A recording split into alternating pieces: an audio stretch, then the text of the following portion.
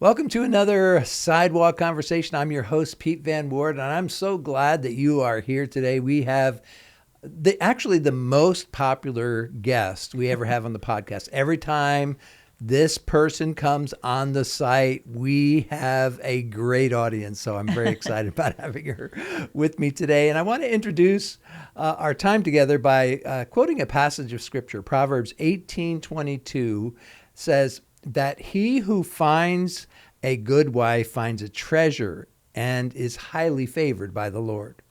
And every time I run across that scripture, I find myself thinking a big, huge amen to that passage, because I have been married to Carol now for going on 43 years.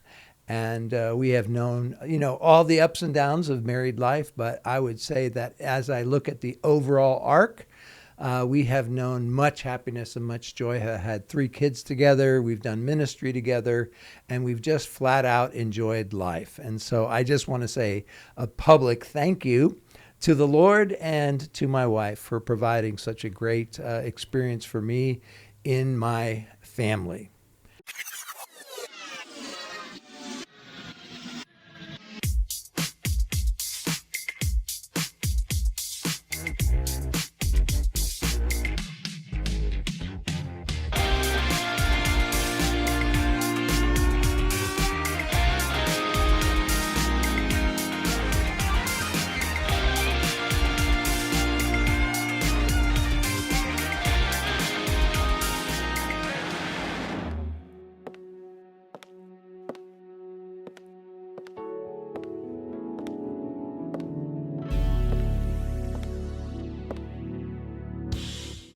Now, I am excited about introducing you to her, but before I do, let me say a thank you to my sponsor, who also happens to be Carol Van Ward Realty.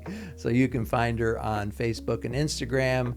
And then as you're interested in lake property, she also has a website called Lake LBJ Property Group, and you can find her there. And then even today, you can message her personally through the YouTube channel that you'll find this on, or any of the other platforms where you find this interview. We always respond to those messages. So if you want to reply to her here, you can do that as well. So it is with great joy that I introduce to you my guest and my wife, Carol Van Ward. Hello, everybody. Yes, the treasure is here. I'm glad to be here. I'm so glad. I know this is not necessarily your favorite thing to do, but every time you do it, you do such a great job. So thanks for coming back. My pleasure. Sort of. All right. Well, we're going to pop around today because there's 3 things that I want to talk to you about. And they are not necessarily related, but they are things that we've been kind of walking through together over this last season. And so I want to touch on each of them individually. So thanks again for being willing to address these topics. We just married off our youngest son, Curran, to a beautiful young lady, Manny, in California. And it was an absolutely... I've magical. run out of words. Yes, magical. I love that word. Magical experience. The environment was great. The right people were in the room, and it was just, everything about it was perfect. And so I'm wondering if you would like to describe from the mother of the bride, mother of the groom's perspective, how that was for you.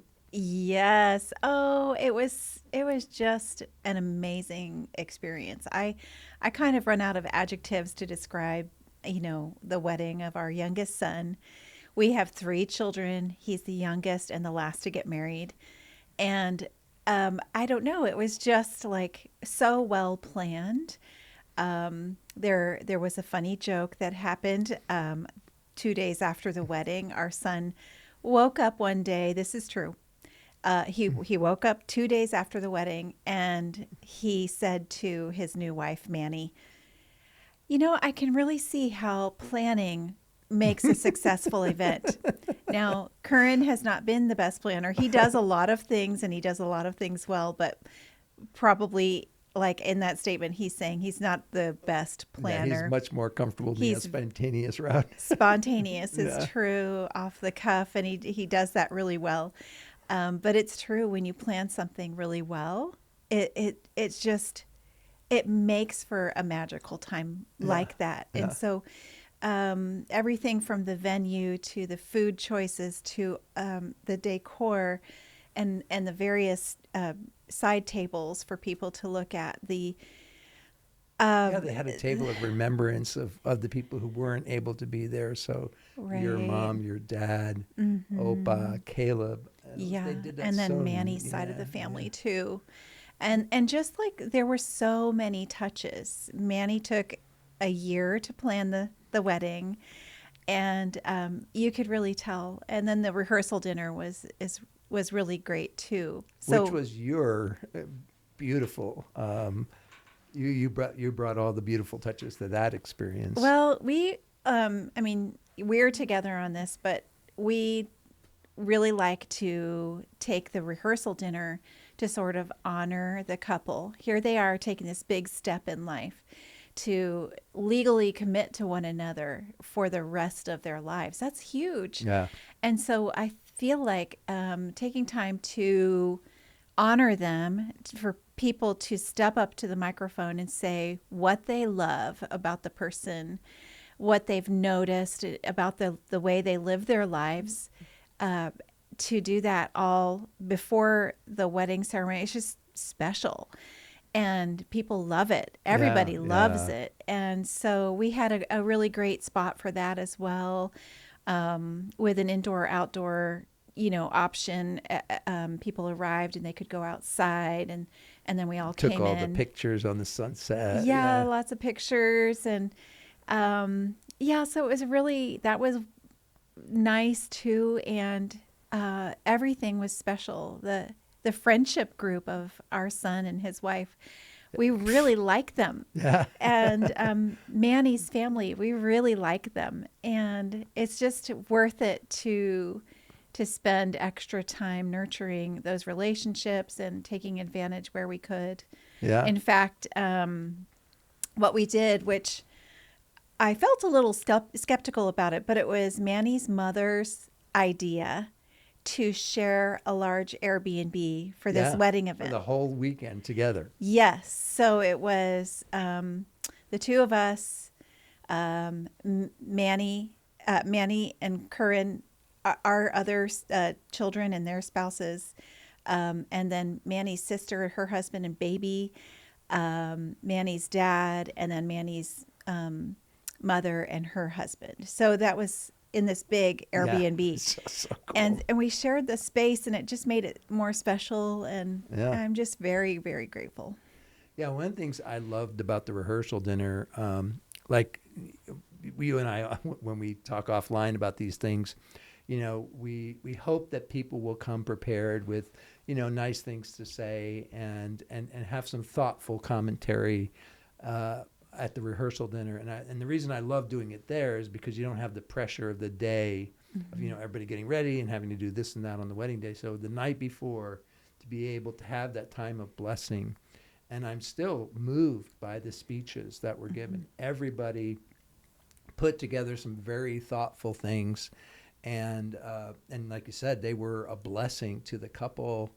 And I'm a big believer in the power of words. The power of blessing, and to just see Manny and Curran's face as they received these words. We had them nicely set up in front, and people kind of spoke to them and the group. It was such a memorable evening. And then, of course, Yeah. the same thing about the wedding and the next day, where everything was just so well done. Did you have a favorite part in the wedding? Oh gosh. I liked so many things. It's hard to pick one thing, but of course we had the mother-son dance, and so my own, private dance with Curran, and then also walking out to the where the wedding was being held. And so everybody seated in their seats, and And you're something coming in. something hit me while we were walking in, and I was about to bust out in tears. I had to totally contain sobs. I'm walking with you and I look over and you had already, I saw the lip quivering and the tanky out and I was like, oh, I was she's, afraid I would have like weird contortions on my face as I was trying to withhold tears and crying. Tears did come, of course. And then there was Curran standing up there, waiting, and makes me teary even now. But his chin quivering at the significance of it all. Yeah. There's weddings all the time, I know. And parents that are listening, you've had your own, and they were very special. But I think it's your children make these life decisions, and a life partner is the most significant, one of the most significant for sure. choices they make. And so with our new daughter-in-law, Manny, her real name is Manda. We met her when Curran was in college, over 10 years ago. And Curran had a good friend group at University of Missouri. And we would invite them over every semester for like barbecue or pizza or lasagna. And Manny happened to be at one of those that I remember specifically, where we had a really nice conversation for... Yeah, she hung out after, talked to us. Yeah. And so she was the only girl that I ever asked Curran about. I really liked her. And for 3 years, I asked about Manny. And she was always dating somebody else. But then everybody in the friend group started getting married. And Curran and Manny would go to these weddings. And they would sit together, see each other, talk to each other. And they, eventually decided to start dating. Yeah. And it just feels so right. It feels like a God kiss that we would meet her in our own home and have this really nice conversation with this girl. So many parents don't know the person that their child chooses until after they're engaged, maybe even. Yeah. And so we had this little God kiss that we got to meet her early on and feel and liked her immediately. Yeah. So we love Manny. Yeah, one of my favorite parts of the wedding, like you said, there are so many favorite parts, but I love the fact that they also included Milo. The dog. Yeah, Milo's their a little corgi, and their baby, really. And they were thinking about, like, how can we include the dog? And so they decided they were going to put the rings in a box and attach it to the collar. And then at the right point in the wedding, when I asked the question, do we have rings to commemorate the commitments being made today? They said, we do. And then at that time, the two brothers of Manny kind of brought the dog out at the end of the aisle and then let him go. And he was supposed to come. No leash. With two valuable rings on his collar.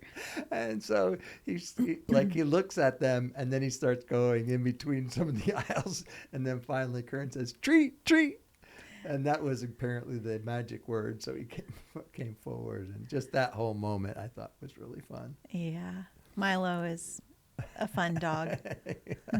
He was everywhere. He was on napkins. He was on the what do you call those the things? The stir stick. Koozie or whatever. Yeah. So he was everywhere.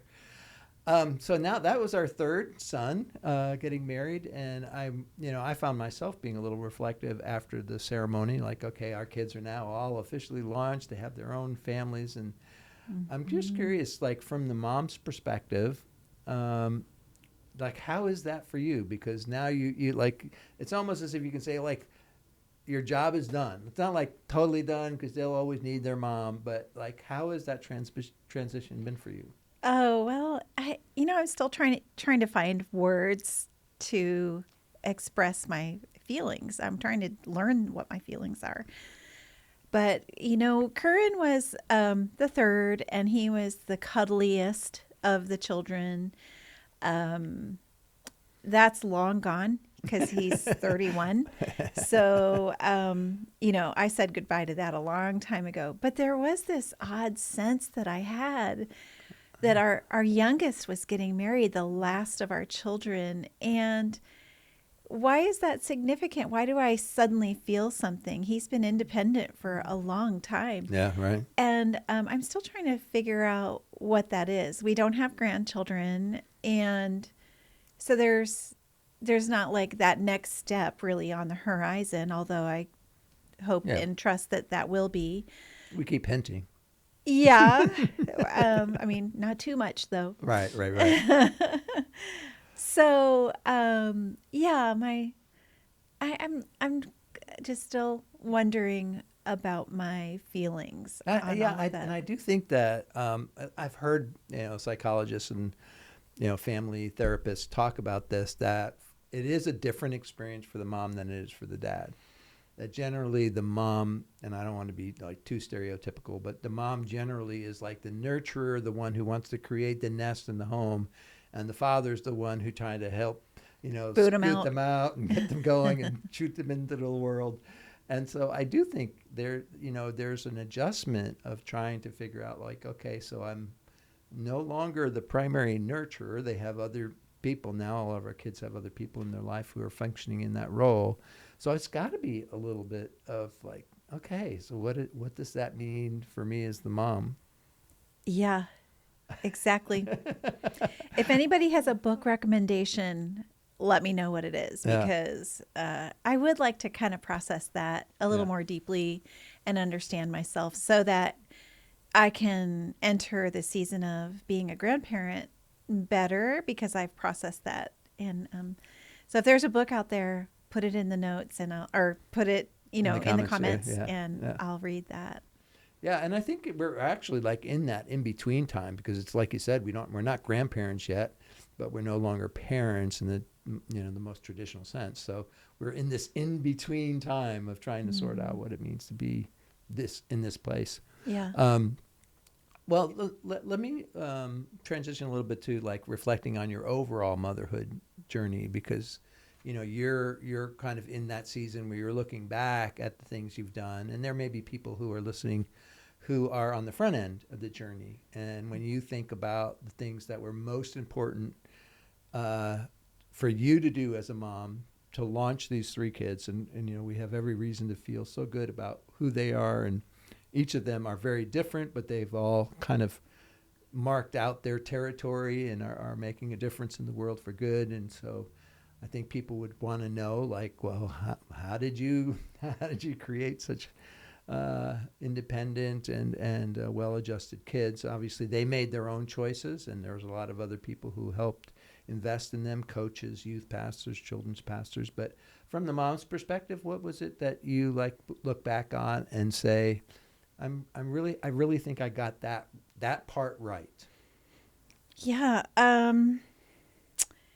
Well, first of all, I talked when I was pregnant with a sibling. I would talk to, our firstborn Peter about his baby sister that's soon coming. And I would tell him things like, you're going to love her so much. She's so special. You're going to be a great big brother. You're going to teach her things. And I would really nurture his position as the older brother and how special the relationship was going to be. I never spoke a negative word, because I wanted him to get the idea that, wow, like as a 2-year-old, he has this great thing coming. Yeah. And then likewise, when we were pregnant with Curran, I got to speak to both of them. And of course, Peter was 6 at that point, so he was really understanding his role as a big brother, and Mallory as well as a big sister.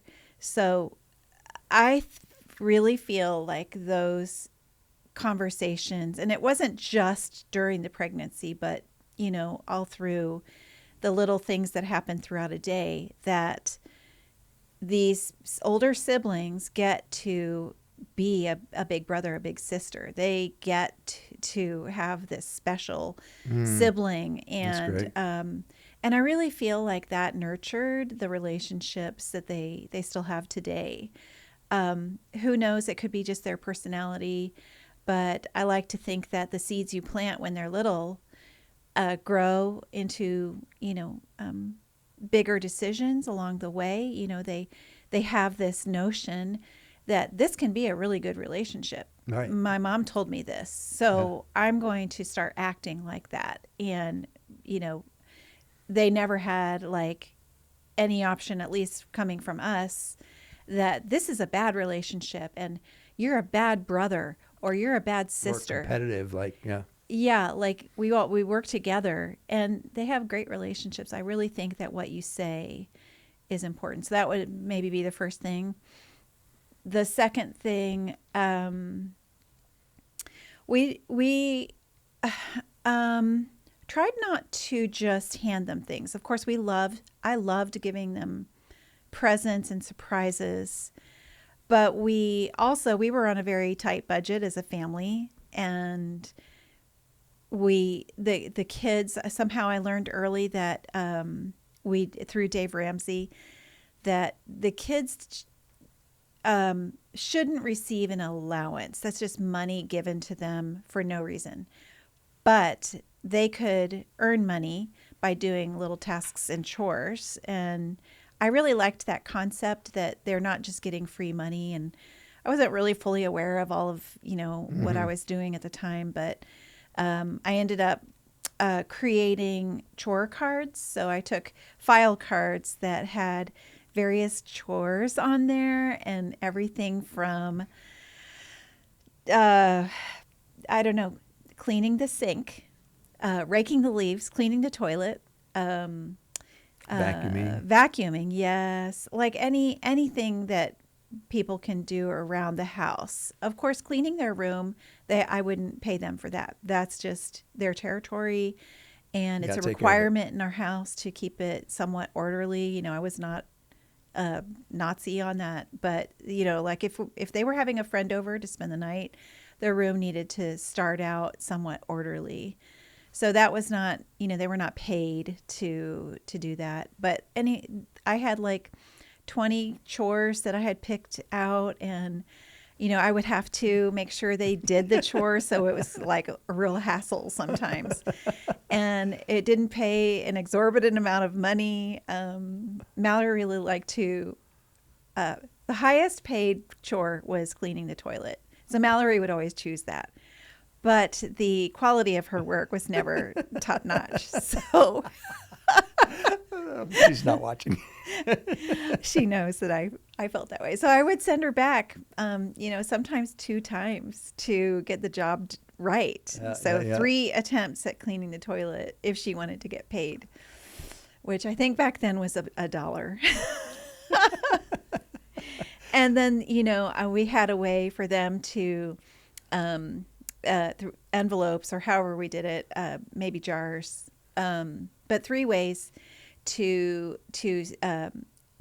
have a little jar for tithing, a little jar for saving, and that, we would talk about what the saving would be for, and then another jar for spending. So, toys or whatever. The 10-10-80 plan. Yeah, we started early.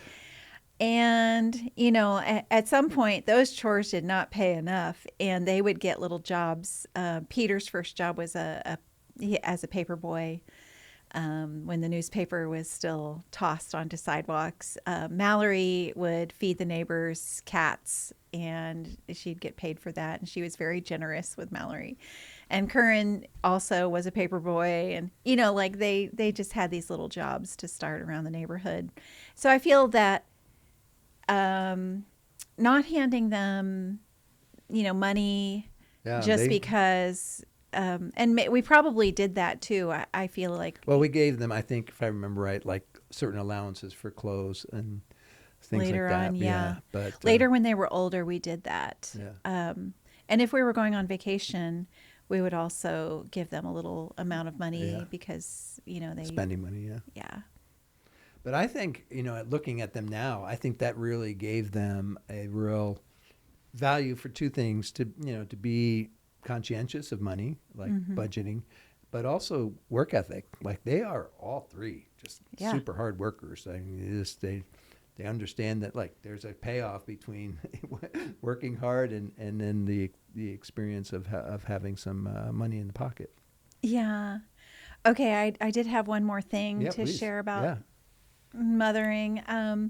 So motherhood, parenthood is fraught with mistakes and, bad choices or a temper or for me, one of my issues was guilt over something I did wrong.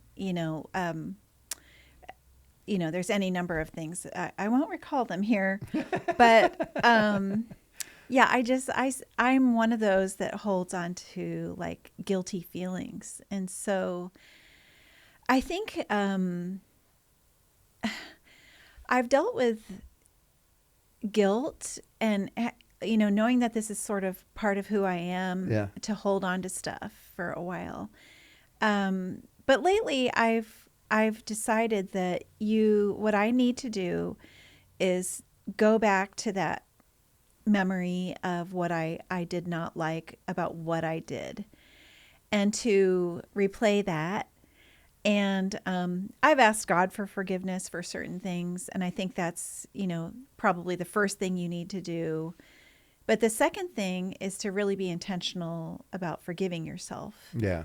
Yeah. So, and then if it's, needed to ask your child's forgiveness, probably they don't remember depending on the age, Yeah. but, to have a conversation for clarification. And, we're all just human and nobody's perfect. Nobody does parenthood 100% correct. If there are parents out there like that, I don't want to meet you, and you can go write a book. So, but I'm not one of them. And I sure loved the parenting journey. I especially loved it after they grew up. And I mean, I love every stage, but yeah, Well, and I wanna think say one that. of the things that I look back at that I'm super grateful for, both in terms of like a strategic family decision, but really it's really like what you decided to give yourself to was that we got this advice when we were early in our marriage from one of our mentors, and that is that every family, every couple decides what luxuries they're going to give their children. And they used the phrase, we are going to give our children the luxury of a full-time mom.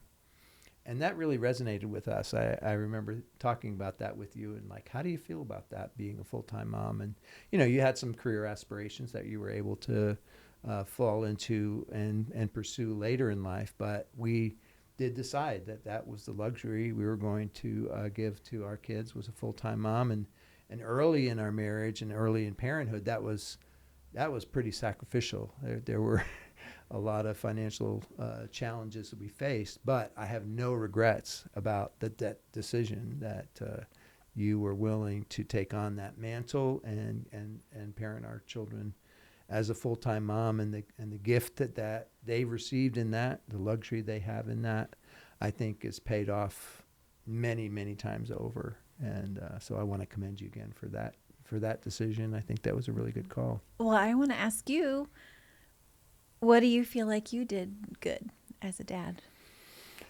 Well, I was really resonating with your last part about because I remembered, that one of the challenges I felt when our kids were teenagers, I had to have a season with them, each of them, where I apologized for approaching my work as like too important, and that there were many things I missed with our kids because I had prioritized work and ministry. And they were all gracious. They kept saying, "Well, you're a good dad. You're a good dad." But I still feel some remorse about the way in which I did not make those decisions as well as I could have. But I do think, and this is something I've heard you say, and it's kind of something I think we did well. I think through the thick and the thin, we had our challenges with each of our kids for various reasons, and we were determined to love them regardless. So to walk with them through the difficulties and the challenges, and stay like committed to their success. And I think we did that well. And I'm proud of the fact that we were able to kind of see them through their difficult seasons, and now we're on the other side of that, where they're just an absolute delight, and each of them, we enjoy their company. I think they enjoy our company, and it's like nothing could be better than that. Yeah, for sure. All right. Well, let me pivot to your professional life. You now have been for 6 years in the real estate world, and that is it has been, some really good times, and then there have been some really hard times. And whenever you are basically a full commission job, when things are good, it can be nice, but when it's not, it's hard. And this has been a particularly challenging year in terms of real estate for all kinds of reasons. And I'm just curious how you navigate the ups and downs of a role like this, because I'm guessing that there are people who are watching who find themselves maybe not in the real estate world, but in other kinds of roles where they have that kind of experience. And I'm just maybe you can share some of the wisdom, some of the lessons that you've kind of gleaned in this season. Yeah. Well, in my real estate career, every year has been better than the last, which I'm very grateful for, until this year. And this year was especially challenging. It's been the hardest year, quite frankly. And so it's been, like a challenge for me to figure out, what do I do with this? And it was actually yesterday where we were in a conversation with some people, and we were talking about the quote by M. Scott Peck, which is, once you realize that life is difficult, it's no longer so. No, that's not the start of the book. What's the first line of the book? Life is difficult. Life is difficult. Yeah. Life is difficult. And for some reason, I think maybe because every year was better than the last, that it just felt so wrong that I would have a bad year, in every way. And I spent lots of time ruminating over this and wondering, what am I doing wrong, and blah, blah, blah. Anyway, life is difficult, and there are seasons where it's just harder than others. And you just, I think in recognizing that, it makes the hard times a little easier. Yeah. So, and easier to hope for the good things ahead. So, just because the first 10 months of this year were hard doesn't mean that even the last 2 months will be hard. Yeah. They may be fantastic, or that next year is going to be hard.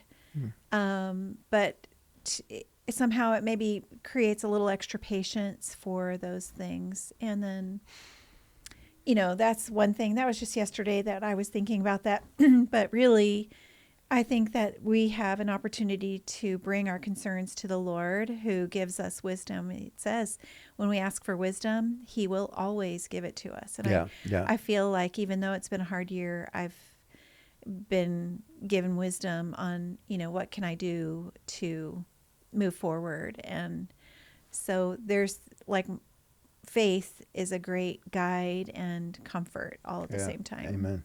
Yeah. And so when you're thinking about your future and what this looks like for you, how are you thinking about it, and what gives you optimism? Because I think there's also people who, and part of the reason why I think real estate is a little bit more challenging right now is there's a lot of hesitation around what's happening in the markets, the interest rates, and inventory and all those things. So what are some things that you're telling yourself that may also be helpful for those who are similarly distressed about the whole world of real estate right now? Yeah, well, I'm telling myself that the future is bright. I'm telling myself that the interest rates have come down a whole percent since last year. And there are lenders out there who give really great education. So I partner, or not partner, but I have relationships with really great lenders who love to educate. And so I tell my, people who ask me things, I say, just write down your questions, or I can give you questions Yeah. to Right. ask the lender. Yeah. Because that's really their job, is to help you learn about this. I mean, how often do you buy a house? Well, a lot of people are first-time buyers, but even if they're a second-time buyer, they probably lived in that house for 10 years and haven't thought about Yeah. getting a mortgage for 10 years. So they have to be re-educated, and And things lenders, change. Yeah. yeah, lenders do a great job of that, and they're used to doing that. They expect it, actually. So I also, people ask me, is this a good time to buy? And I say, no, it's a great time to buy. And I can say that right now because interest rates are expected to continue the downward trend. Again, it's a 1% lower rate from a year ago. There's wonderful loan programs out there for all kinds of situations, and there's a product just for you. And if there's somebody with a low credit score, there's programs just for you. But it's a great time too, because if interest rates do go lower, you can lower your rate. There's programs out there just for you. Yeah. So, And one of the things I've heard you say too is that, like, given the trend, right now there's inventory is rich. Like, there's a lot of inventory. And so you have your pick and you can still negotiate. But if it continues to go down, then all of a sudden the competition for the inventory goes up, and you may not have as many choices. So this is actually a pretty good time given what's available. I've also heard you talk to clients who are looking at new construction, and people, builders are offering all kinds of incentives. oh yeah, It's just, yeah. Builders offer great loan rates through their lenders.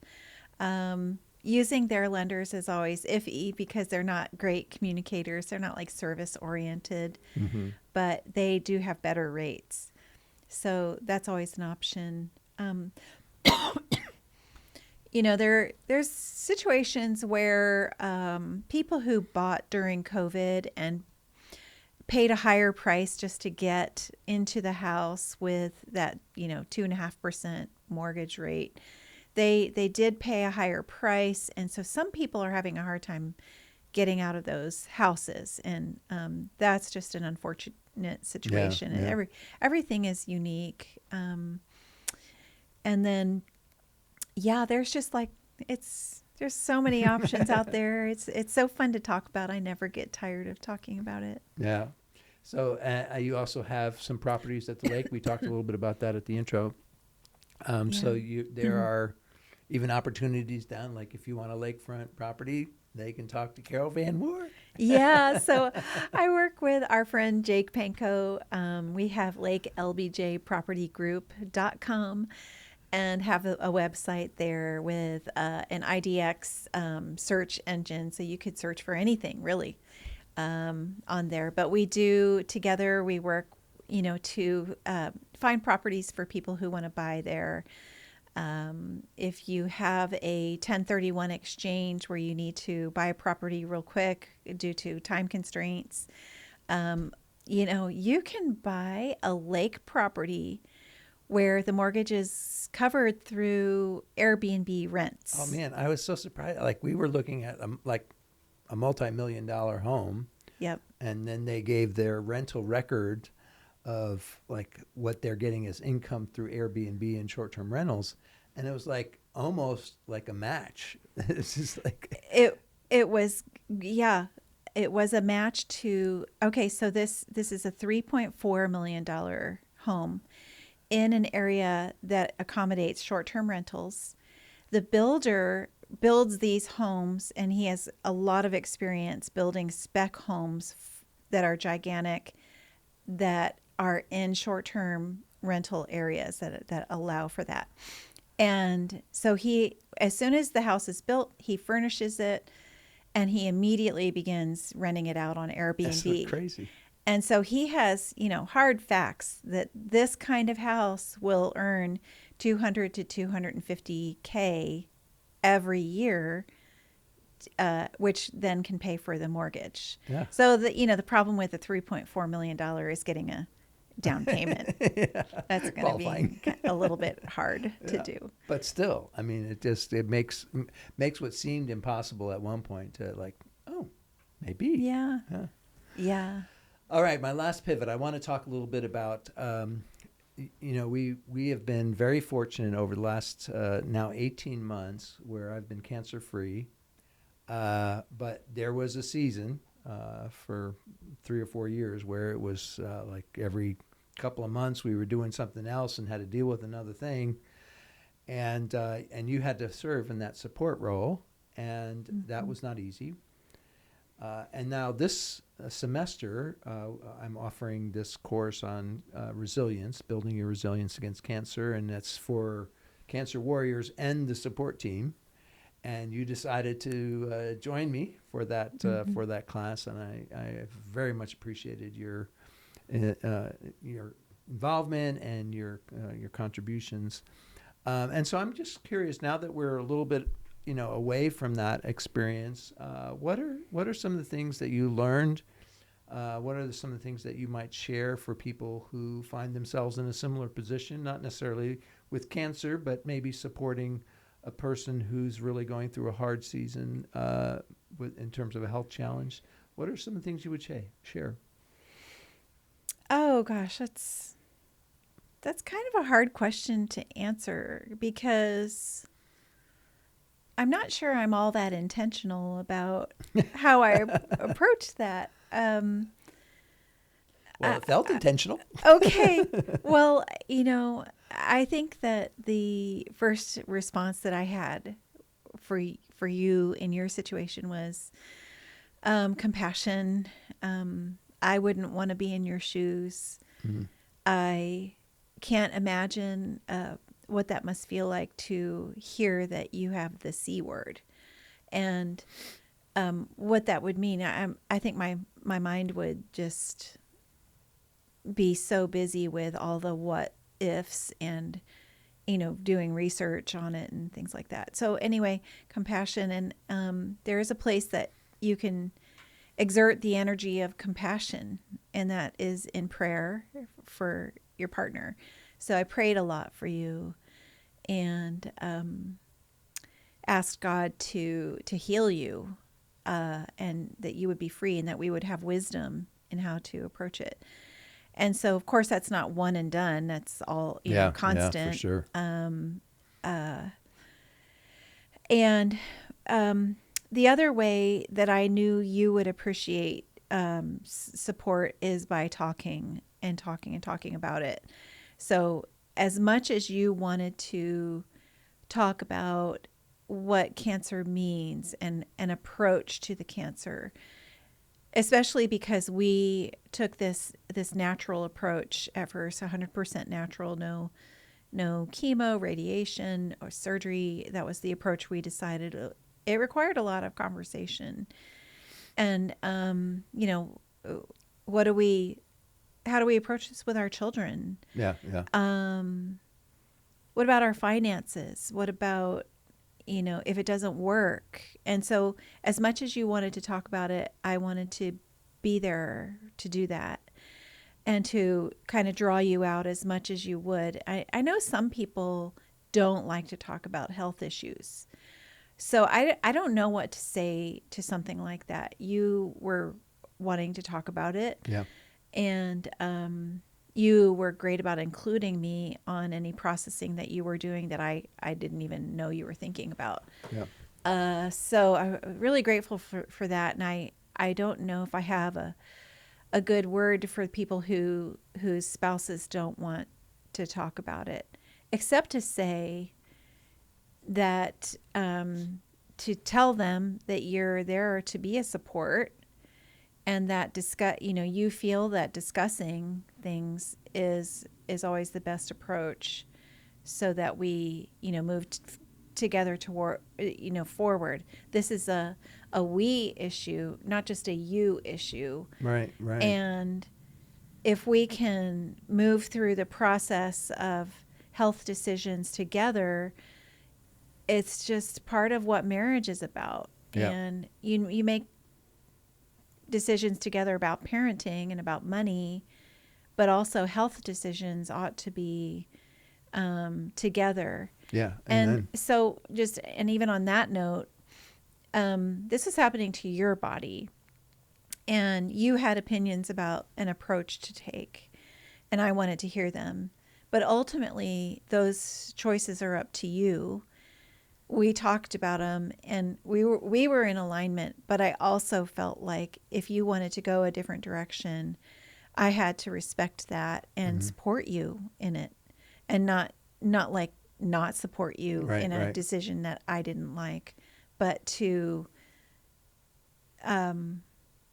go with you and be there in that decision that you made. Yeah, and I respected that and appreciated it. In fact, one of the things I don't know if I've ever told you this, but one of the things I really appreciated about the way that we walked through this together was that you were always like even keeled. Like if you were freaking out inside, I never knew it. Like, did you want me to freak out? No. Okay. No, I was saying that I appreciated your steadiness through it. Like, I think sometimes, and because I've now been working with a lot of people who have cancer or have, a partner who has cancer, I can tell that there is like an anxiety around this other person that affects the person who has cancer. Like when they're really anxious, that creates another level of anxiety for the person who's wrestling with the disease. And I think you were very conscientious of saying, like, I'm not going to add to the burden. And that's not to say that there weren't times where you said, like, I'm scared. This, like when we went up to Mayo and we had all those surgeries, that was a scary time. And you were willing to say that. So it wasn't like you were being Pollyannish. But overall, I would just say that your ability to process yourself in order to have some stability and steadiness for me was super helpful. It was such a gift. I think it's helpful to go to the worst case scenario for somebody in my position.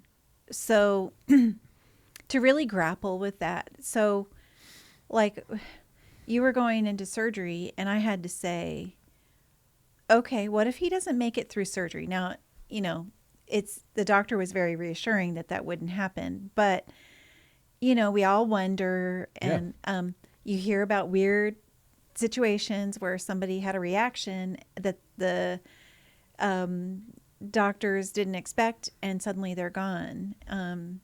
This happened to my sister just recently. Yeah. So I think to go to the worst case scenario and to ask yourself a couple of questions like, if Pete leaves me and he transitions to heaven, will I be okay? Will I be okay emotionally, spiritually, financially, relationally, all the, places of will I be okay? And to wrestle with that, I think the answer for everybody can be yes, you can be okay. Yeah. Now, I knew that like everybody dies, okay? Yeah. But like if you were to leave me, I know I'll be lonely. Yeah. And you fill my world. You're my treasure. We're each other's treasure. There you go. Anyway, I know that will be the case, but I also know that I can take steps to not be lonely, and I can do a bunch of things to fill my time and my relational network. And I would miss you, yes, but I will be okay. And so, and I have God to cry out to, and tools in my tool belt of life to manage all that stuff. So I feel like that is a key thing to remaining even keeled. Yeah, because if through you it go all. to the worst case scenario and you say, okay, I won't like that. It'll be really hard, but I can do it. By God's grace, I can do it. Then no matter what happens, you feel like, okay, well, I've answered the hardest question, you know, and so, yeah, we can go there. All right. Well, I have thoroughly enjoyed our conversation again, and I think your responses and your answers have been really, yeah, just they're you. I love it. Oh, well, thank you for having me. Probably everybody watching thinks they do this every day. They just sit in two chairs facing one another. And it's true, we sometimes do that, especially like here we just had a wedding. So sitting together and talking through stuff is just a pleasure. And in fact, that's how I knew that you were the right person for me. oh, yeah. All the way back in the prayer garden at ORU when we had conversations about all kinds of we talked about everything. Like we talked about theology, we talked about like our experiences in life, and we talked about like fun stuff. We took a motorcycle ride. I mean, like it was like we had we covered all the gamut, Yeah. you know. So. In fact, we have this car ride coming up, and it's a long one. Yeah, and I'm looking forward to it. It's going to be nice to be together Yeah. and talk about stuff. Yeah, love it. Well, thank you for talking about it here with Yeah. my friends. You're welcome. And so thank you for joining us for another Sidewalk Conversation. So glad that you are here. And we hope you join us next time for another good Sidewalk Conversation.